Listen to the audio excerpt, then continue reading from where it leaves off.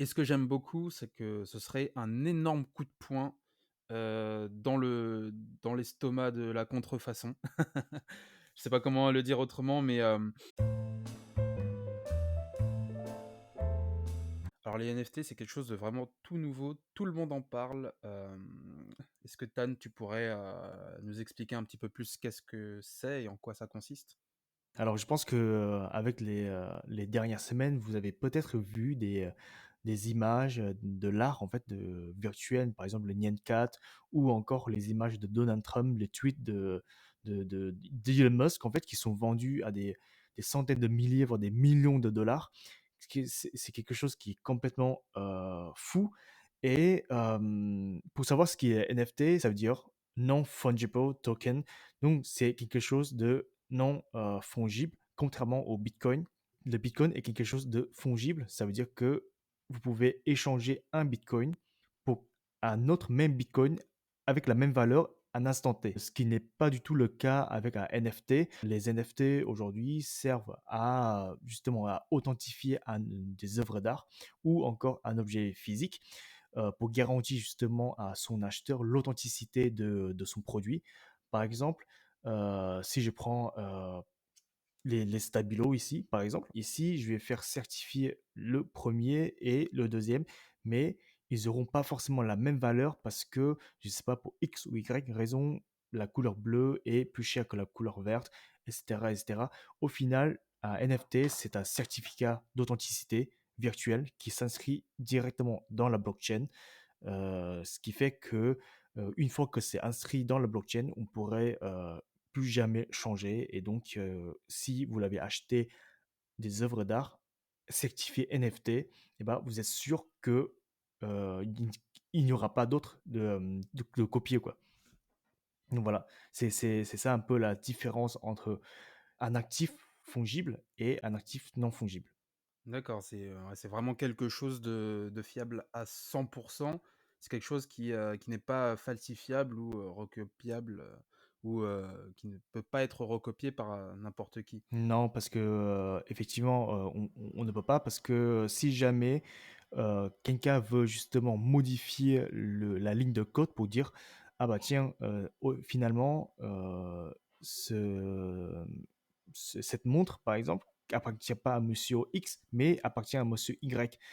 Et bah, ça va être compliqué pour la personne de falsifier ça parce qu'il faudrait que la personne possède plus de 51% de la puissance de la blockchain euh, pour pouvoir changer justement ces lignes de code. Donc, c'est comment te dire que c'est presque impossible, quoi. D'accord. En gros, c'est impossible parce que, faut juste retenir que, c'est, impossible à falsifier, voilà. Exactement, ouais. Alors pour les personnes qui nous écoutent, on espère que c'est un peu plus clair pour vous parce qu'on va avoir besoin justement de cette définition et de cette idée pour comprendre le rôle que les NFT peuvent avoir dans l'horlogerie. On l'a vu, aujourd'hui, c'est, surtout par rapport, à l'art. On a un moyen maintenant, fiable virtuellement de certifier qu'une œuvre d'art en est une et pas, un recopié ou, une falsification. Mais aujourd'hui, ce système peut aller beaucoup plus loin, comme on l'a dit en début d'émission. Ça peut aller beaucoup plus loin puisque ça s'applique aujourd'hui, ça s'applique à l'art, mais demain, ça pourra s'appliquer carrément, ça pourra s'appliquer à des certificats de maison, ça pourra s'appliquer à, de l'authenticité de biens.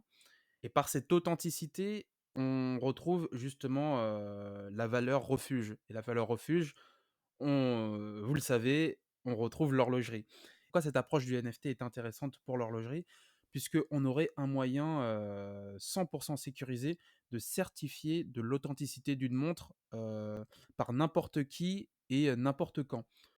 Et cette puissance d'authenticité, elle est juste folle puisque on aurait, qu'en serait-il des personnes, des experts horlogers capables de certifier une montre, alors qu'il suffirait juste de regarder dans la blockchain et de pouvoir, certifier si ta montre en est une vraie ou pas. Et alors cette technologie, moi, je la trouve, exceptionnelle. On n'y est pas encore, mais c'est pas impossible qu'on y arrive un jour. Par exemple, tu vois, on pourrait imaginer que demain, les maisons les maisons d'horlogerie, telles que, Rolex, Patek Philippe, Audemars Piguet ou d'autres, hein. À chaque fois qu'ils nous envoient une montre, en production ou enfin, à chaque fois qu'ils nous envoient une montre dans le magasin, bah, écoute, ils certifient la montre avant et ils le mettent dans la blockchain et ce qui fait que, bah, écoute, la montre, elle est là, elle est inscrite dans la blockchain pour toujours et que quand la personne va acheter, elle va voir que, ah tiens, OK, la pièce que j'ai devant moi, elle est présente dans la blockchain. Ça veut dire que, j'ai quelque chose d'authentique et bah, en fait, j'achète pas une contrefaçon, quoi. Parce que c'est vrai que, on pourrait même imaginer que, tu sais, demain, les sites comme Chrono24, Chronex, bah, écoute, elles peuvent présenter une sorte de certificat d'authenticité pour assurer aux acheteurs que ce n'est pas une contrefaçon. Parce que, on a vu que sur Chrono24, les genres de cas, les achats de montres contrefaçon arrivent quand même, pas régulièrement, mais on en voit quand même. Et donc, tu vois, ce serait genre vraiment une preuve justement pour Chrono24 de dire leurs acheteurs de, écoutez, cette montre est authentique. Et puis aussi, par exemple, plus tard, si jamais tu retrouves, enfin, je sais pas, dans 50 ans, 60 ans plus tard, ton petit-fils retrouve une montre dans ton garage et il commence à vérifier sur la blockchain et il dit, ah tiens, cette montre, elle est dans la blockchain, c'est une vraie, elle date de 2021, tu vois. Bah, si c'est une vraie montre, j'espère qu'elle ne finira pas dans mon garage. Mais tu vois, tu vois, il y a tellement de possibilités, il y a tellement d'imagination avec cette technologie, quoi. C'est vrai on est vraiment, à l'aube de cette technologie.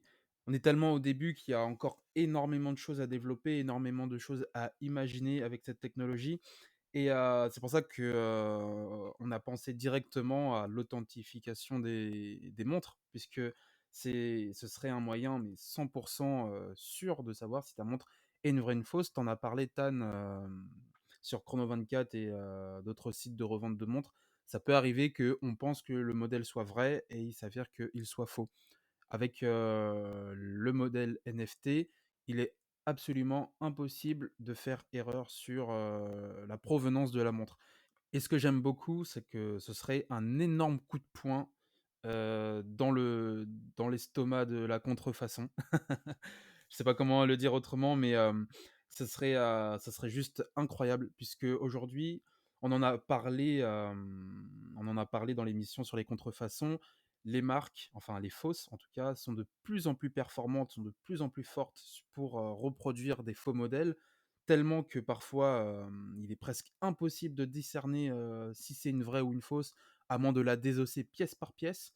Aujourd'hui, avec la NFT, c'est une nouvelle solution qui arrive et qui peut complètement contrer le marché du fake. Je pense encore à des sacs Louis Vuitton, tu vois, par exemple, qu'on en voit énormément sur le marché de contrefaçon.